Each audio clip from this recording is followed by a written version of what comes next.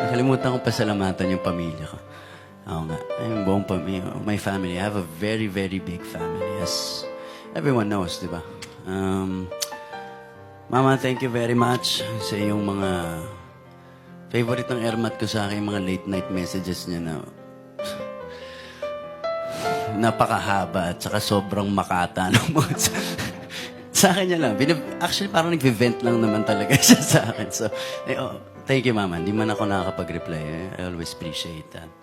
And to my sister Maggie, kay JC, kay Carmela, ng mga panahon na ang gugulo ninyo, ako nanahimik at namundok muna. Kasama ko yung mga kapatid ko.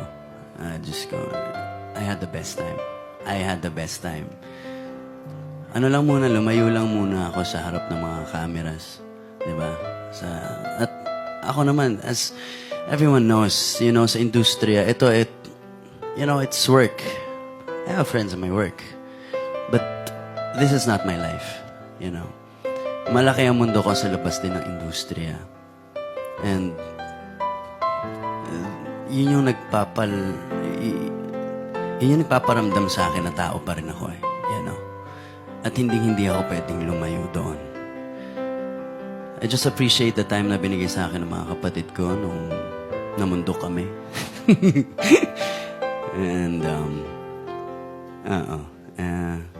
I just appreciate the messages, the positive messages. Thank you very much. Lalo na yung mga nagsisend ng mga normal na sunflowers lang sa akin. Sa amin ay malaking bagay yun. Sa mga nakakaintindi, thank you. And, syempre, hindi ko pwede makalimutan yung family ko with my dad. I appreciate you very much, mga kapatid ko dyan. At miss ko na rin kayo. And I will see you guys very soon. Hindi ko na maisa-isa yung mga kaibigan ko. You know who you are. Diba? Mga kasama ko umaga hanggang umaga.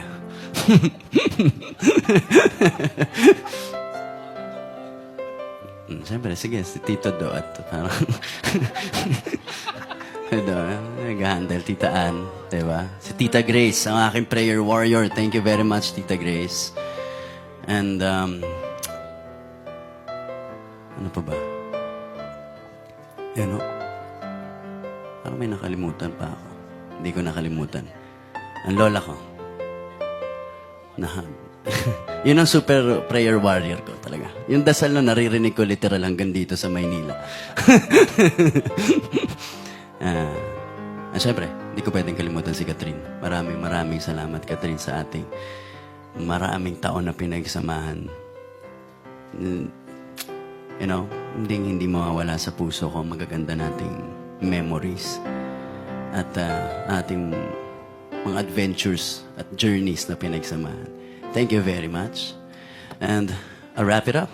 Thanks, guys. Have a beautiful day. Thank you. And why don't we wrap it up with a photo to immortalize this moment? Can we...